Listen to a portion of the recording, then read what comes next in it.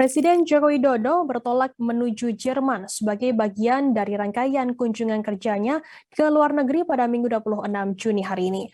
Selain ke Jerman, Jokowi akan mengunjungi 3 negara lainnya dalam rangkaian kunjungan kerjanya tersebut, yakni Ukraina, Rusia, kemudian Uni Emirat Arab.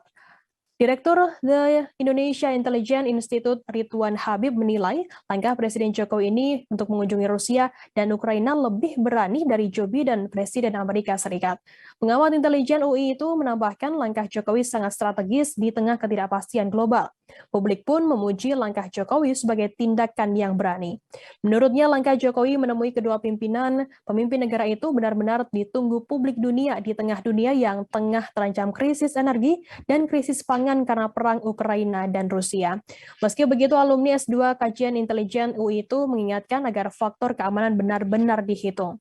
Setidaknya ada 3 risiko keamanan yang harus diwaspadai oleh Paspamres dan komunitas intelijen Indonesia yang bertugas saat kunjungan. Ancaman yang pertama yakni risiko collateral war atau dampak tak disengaja saat kunjungan. Karena Kiev masih menjadi sasaran Rusia, bukan tidak mungkin pada saat kunjungan Jokowi bersamaan dengan serangan pesawat tempur atau rudal jarak jauh. Ancaman risiko yang kedua yakni datang dari pihak-pihak gelap yang tidak ingin kunjungan berhasil. Sebab jika berhasil, maka Jokowi dianggap mempermalukan mereka. Ancaman risiko yang ketiga yakni adalah saat kunjungan ke Moskwa, Rusia.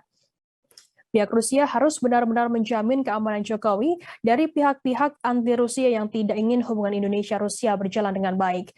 Ridwan meyakini tim pengamanan gabungan yang terdiri dari Direktorat BBAIS, Direktorat Satu Luar Negeri BIN, Paspampres, dan berbagai dukungan tim lainnya mampu membuat kunjungan bersejarah Jokowi ini lancar. Jangan lupa subscribe, share, komen, dan like ya!